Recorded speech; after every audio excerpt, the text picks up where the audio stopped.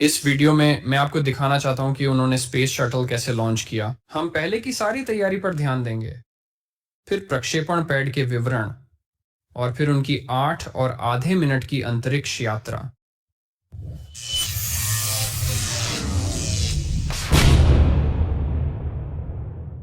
दुर्भाग्य से यह अंतरिक्ष यान अब सेवानिवृत्त हो चुका है। यह अब उड़ान नहीं भरता। मुझे लगता है कि इसके बारे में जानना अभी भी महत्वपूर्ण है। इसकी कुछ तकनीक अभी भी अंतरिक्ष कार्यक्रमों में उपयोग की जा रही है। इस वीडियो के लिए तैयारी करते हुए मैंने कुछ किताबें पढ़ी। उनमें से एक किताब राइडिंग रॉकेट्स थी, जिसे 3 बार अंतरिक्ष यात्री माइक मुलेन ने लिखा था। उन्होंने स्पेस शटल पर सवारी का अनुभव अच्छे से साझा किया। मैंने माइक से संपर्क किया और उन्होंने मदद की। उन्होंने इस वीडियो में क्या शामिल करना चाहिए उसके लिए कई सुझाव दिए। हालांकि इससे पहले कि हम बहुत आगे बढ़ें, चलिए समीक्षा करते हैं। यह ऑर्बिटर वाहन है जो हवाई जहाज की तरह दिखता है और अंतरिक्ष यात्रियों और पेलोड्स को अंतरिक्ष में ले जाता है। मेरे पास ऑर्बिटर वाहन के अंदर के बारे में एक पूरा वीडियो है। मैं वीडियो के विवरण में नीचे एक लिंक डालूंगा। अंतरिक्ष यात्रा के लिए बहुत सारा ईंधन चाहिए होता है, इसलिए हमें एक बड़ी गैस टंकी की आवश्यकता होती है। यही काम नारंगी बाहरी टंकी का है, जो तीनों स्पेस शटल मुख्य इंजनों के लिए ईंधन प्रदान करती है। अंतरिक्ष यात्रा के लिए यह काफी नहीं है। हमें हर दिशा में 2 अतिरिक्त रॉकेट की आवश्यकता होती है, जिन्हें ठोस रॉकेट बूस्टर्स या एसआरबी कहा जाता है। इन सभी टुकड़ों को प्रक्षेपण के लिए तैयार करना मेहनत से होता है। स्पेस शटल के लिए 2 प्रक्षेपण स्थल थे, फ्लोरिडा में केनेडी स्पेस सेंटर और कैलिफोर्निया में वेंडनबर्ग वायुसेना अड्डा। वेंडनबर्ग स्थल से शटल प्रक्षेपण रद्द कर दिए गए। इससे सभी 135 शटल मिशन फ्लोरिडा से ही प्रक्षेपित किए गए। चलिए फ्लोरिडा के केनेडी स्पेस सेंटर पर थोड़ा और बारीकी से नजर डालते हैं। इसमें 2 प्रक्षेपण पैड हैं, उत्तरतावीय और अतिसिबी। शटल मिशन इन 2 पैडों से प्रक्षेपित किए गए थे। यहाँ से 5 किलोमीटर दूर कुछ बड़ी इमारतें हैं। इस इमारत को VAB या व्हीकल असेंबली बिल्डिंग कहा जाता है। यह 28 मंजिला इमारत के बराबर ऊंची है और यहाँ अंतरिक्ष यान को प्रक्षेपण के लिए तैयार किया जाता था। इसके बगल में लॉन्च कंट्रोल सेंटर है। देखिए कैसे यह दोनों प्रक्षेपण पैडों के अच्छे दृश्य के साथ है। इस इमारत का नाम ऑर्बिटर प्रोसेसिंग फैसिलिटी है या OPF। वास्तव में 3 OPF इमारतें थीं। यहीं पर ऑर्बिटर की सेवा मिशनों के बीच में की जाती थी। यहाँ शटल लैंडिंग फैसिलिटी है।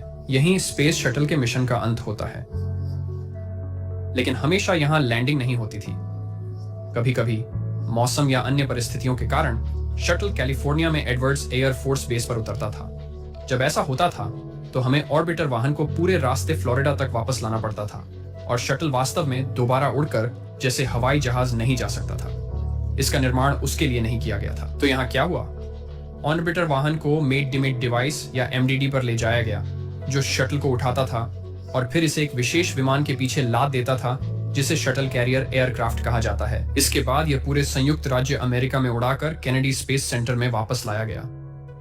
इसके बाद इसे एक OPF में ले जाया गया। अंदर जाने पर इंजीनियर इस पर चढ़कर हर तरफ से जांच करते थे और शटल के कई कल पुर्जों को ठीक करते या बदलते थे, ताकि यह अगले शटल मिशन के लिए उड़ान भरने के लिए सुरक्षित रहे। इस प्रक्रिया में कई महीने लग सकते हैं। यही एक कारण है कि अंतरिक्ष शटल इतना महंगा था। इस बीच काम यहाँ VAB में शुरू हो जाता है। हम सॉलिड रॉकेट बूस्टर्स से शुरुआत करते हैं, जिन्हें टुकड़ा टुकड़ा जोड़कर असेंबल किया जाता है। अंदर सॉलिड रॉकेट ईंधन होता है। प्रज्वलन शुरू हो जाने के बाद उसे बंद नहीं किया जा सकता। बाहरी टैंक को अपनी जगह पर उठाने का समय है। इसमें 2 छोटे टैंक हैं, एक हाइड्रोजन और दूसरा ऑक्सीजन के लिए। ये टैंक लॉन्च से कुछ घंटे पहले तक खाली रहेंगे। अब सामान्य तापमान पर हाइड्रोजन और ऑक्सीजन दोनों गैसें होती हैं, जो बहुत ज्यादा जगह घेरती हैं। लेकिन अगर हम इन्हें बहुत ठंडे तापमान पर रखें तो ये द्रव में बदल जाएंगे और हम टैंकों में अधिक ईंधन भर सकेंगे। प्रत्येक टैंक से द्रव पाइपों के माध्यम से नीचे बहेगा, जहां यह ऑन ऑर्बिटर से जुड़ेगा। ये पक्ष तरल हाइड्रोजन के लिए है एंड ये पक्ष तरल ऑक्सीजन के लिए। ऑन ऑर्बिटर तैयार होने के बाद इसे OPF से VAB में स्थानांतरित किया गया था। इसे रोल ओवर कहा जाता था। उसके बाद ऑर्बिटर को एक क्रेन से जोड़ा गया और सावधानी पूर्वक उठाया गया, हाईवे की ओर ले जाया गया और फिर बाहरी टैंक के किनारे पर लगाया गया। ऑन ऑर्बिटर के निचले हिस्से में ईंधन और विद्युत कनेक्शन जोड़े गए हैं। ऊपर की तरफ भी एक और जोड़ने का बिंदु है। यह सब तैयार हो जाने के बाद हमें इसे लॉन्च पैड तक ले जाना होगा, जो 5 किलोमीटर से भी ज्यादा दूर है। इसे रोल आउट कहा जाता है। पूरे शटल स्टैक का वजन आधार पर 8 होल्ड डाउन पोस्ट द्वारा सहारा दिया जाता है, प्रत्येक एसआरबी पर 4। फिर इसे होल्ड डी। प्रक्षेपण के क्षण में ये विस्फोट करके शटल को मुक्त करेंगे। ये मंच मोबाइल लॉन्च प्लेटफॉर्म कहलाता है। होस्सेस। नीचे है क्रॉलर ट्रांसपोर्टर, जो लगभग 1.5 किलोमीटर प्रति घंटे की गति से सब कुछ ले जाता है। इसे एक लॉन्च पैड तक पहुंचने में कई घंटे लगते हैं।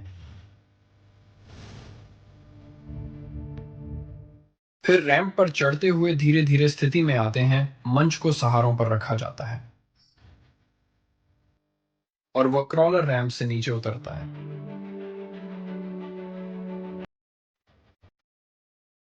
मोबाइल लॉन्च प्लेटफॉर्म पर रॉकेट के लिए बड़े छेद होते हैं। 3 मुख्य इंजन की लपटें इस छेद से निकलेंगी और 2 एसआरबी की लपटें इन 2 छेदों से निकलेंगी। पैड के नीचे फ्लेम ट्रेंच है। लिफ्ट ऑन ऑफ के दौरान लपटों को दोनों ओर मोड़ दिया जाएगा। शटल स्टैक के बगल में जो संरचना है उसमें 2 मुख्य भाग हैं। स्थिर सेवा संरचना, जो हिलती नहीं है, और घूर्णन सेवा संरचना, जो घूमकर पूरी तरह से स्पेस शटल को घेर सकती है।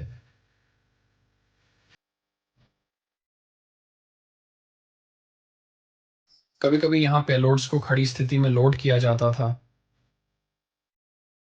और कभी कभी इन्हें इससे पहले ऑर्बिटर ओपीएफ में जमीन पर होता था। स्थिर सेवा संरचना के ऊपर एक बिजली रोधक है और फिर 3 सेवा बाहें हैं। उनमें से 2 वेंट बाहें हैं जो बाहरी टैंक से अतिरिक्त हाइड्रोजन और ऑक्सीजन इकट्ठा करेंगी। ये गैसीय हाइड्रोजन वेंट बांग है। जमीनी नाली वाहक प्लेट के बिल्कुल अंत में ऊपर की तरफ गैसीय और ऑक्सीजन वेंट बांग है। ईंधन बहुत ठंडे होते हैं, इसलिए बीनी कैप का होना बहुत जरूरी है ताकि सबसे ऊपर बर्फ की परत जमा ना हो। तीसरी बांग को ऑर्बिटर एक्सेस आर्म कहते हैं। इसके अंत में सफेद कमरा है। यही वह तरीका है जिससे अंतरिक्ष यात्री प्रक्षेपण की तैयारी में ऑर्बिटर में सवार होते हैं। यहाँ नीचे 2 टेल सर्विस मास्ट हैं। इनके कनेक्शन ऑर्बिटर के हर एक तरफ होते हैं।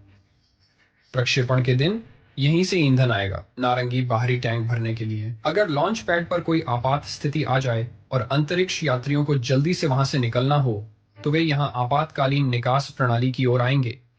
कई टोकरियां होती हैं जो उन्हें तेजी से लॉन्च टावर से दूर ले जा सकती हैं। प्रत्येक टोकरी 3 लोगों को समाहित कर सकती है। मोबाइल लॉन्च प्लेटफॉर्म की एक और विशेषता साउंड सप्रेशन सिस्टम है।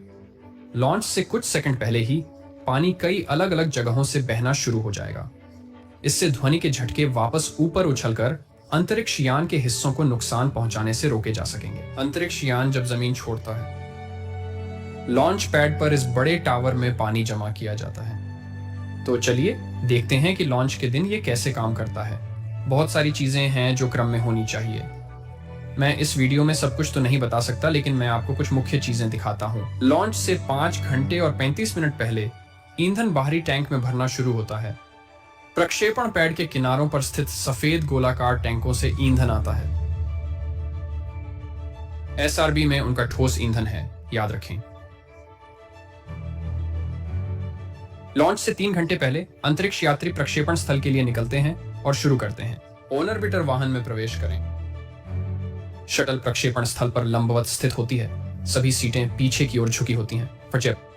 अधिकांश मिशनों में 7 अंतरिक्ष यात्री होते थे, 3 मध्य डेक में और 4 फ्लाइट डेक में। मध्य डेक पर खिड़कियां नहीं होती, इसलिए कुछ अंतरिक्ष यात्री ऊपर जाते समय दृश्य का आनंद नहीं ले पाएंगे।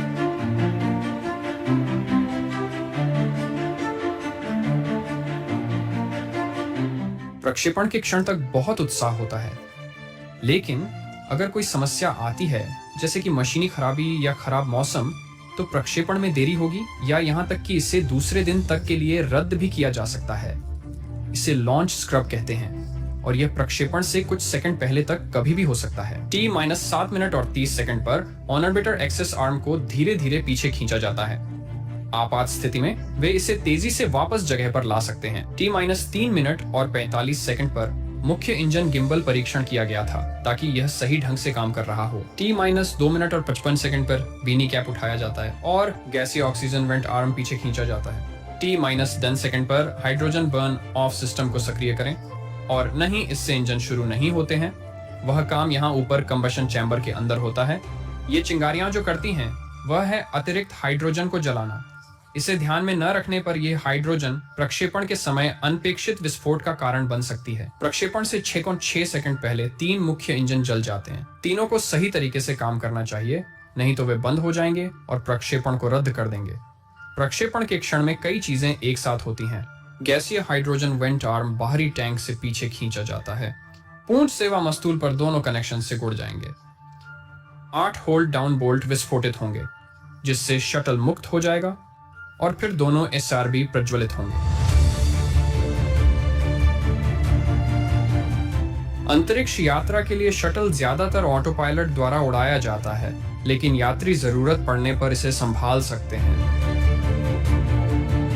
टावर पार करने के बाद वे रोल प्रोग्राम करते हैं ताकि अंतरिक्ष में चढ़ाई के दौरान ज्यादातर समय शटल सिर के नीचे रहे। इससे पंखों पर वायुगतिकीय तनाव कम होता है। इससे अंतरिक्ष यात्रियों को अंतरिक्ष में चढ़ते समय पृथ्वी की वक्रता देखने में मदद मिलेगी। अब हम गति बढ़ाते जा रहे हैं, जिससे वायुमंडल में वायु अंतरिक्ष यान के अग्रभाग पर दबाव बढ़ेगा। ऊंचाई बढ़ने पर वायु पतली होती है। मैक्स क्यू शब्द उस समय के लिए है जब वायुगतिकीय दबाव सबसे अधिक होगा। मैक्स क्यू के दौरान मुख्य इंजनों को धीमा कर दिया जाएगा ताकि हम बहुत तेजी से त्वरण न करें। उसके तुरंत बाद हम उन्हें फिर से तेज कर सकते हैं।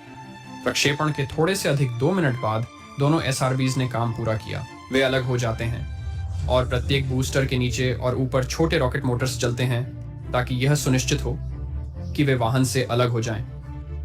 SRBs पृथ्वी की ओर वापस गिरते हैं, जहां वे समुद्र में पैराशूट से नरम लैंडिंग करते हैं। उन्हें नाव से बरामद किया जाएगा और भविष्य के शटल मिशन के लिए पुनर्निर्मित किया जाएगा। अब तीनों मुख्य इंजन अपने आप संचालित हो रहे हैं। ऊंचाई बढ़ने से बाहरी टैंक से और अधिक ईंधन खर्च होगा, जिससे शटल हल्का होगा।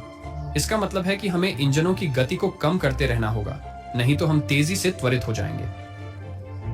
अंतरिक्ष यात्री को अधिकतम त्वरण का अनुभव 3 गुना गुरुत्वाकर्षण शक्ति के साथ होना चाहिए। लगभग 8 मिनट और 30 सेकंड पर हमारे पास मुख्य इंजन की कटौती या एमीको होती है। यह टैंक सूखने से पहले हो जाना चाहिए ताकि इंजन को नुकसान न पहुंचे। बाहरी टैंक अब अलग हो चुका है। हम अभी कक्षा में नहीं हैं, इसलिए टैंक पृथ्वी की ओर जाएगा और वायुमंडल में जल जाएगा। बाहरी टैंक अलग हो चुका है। शटल के निचले हिस्से के 2 दरवाजे बंद हो जाएंगे। अगर वे बंद नहीं होते तो मिशन के अंत में हमारी हीट शील्ड में अंतराल रह जाते, जो अच्छा नहीं होता। इस समय ऑर्बिटर वाहन बाहरी टैंक के समान पथ पर है। हम पृथ्वी की कक्षा में बने रहने के लिए अभी तेजी से नहीं जा रहे हैं। याद रखिए कि बाहरी टैंक में 3 स्पेस शटल मुख्य इंजनों के लिए ईंधन था, इसीलिए हम इनका अब और इस्तेमाल नहीं कर सकते। हम 2 OMS रॉकेट मोटर्स का उपयोग करेंगे, जिनमें प्रत्येक में पॉड के अंदर अपना ईंधन होता है। इससे हमें पृथ्वी की कक्षा में अंतिम धक्का मिलता है। अब यह 28,000 किलोमीटर प्रति घंटे की गति से चल रहा है, जो गोली की गति से कई गुना तेज है। विज्ञान करने का समय है। उपग्रह छोड़ें। अंतरराष्ट्रीय अंतरिक्ष स्टेशन से जुड़े। वीडियो बनाने में समय लगता है। मुझे लगता है मैंने अपनी ज्यादातर गर्मियों को अंतरिक्ष यान के बारे में सीखने में बिता दिया है। मैं यह काम अपनी आजीविका के लिए करता हूँ।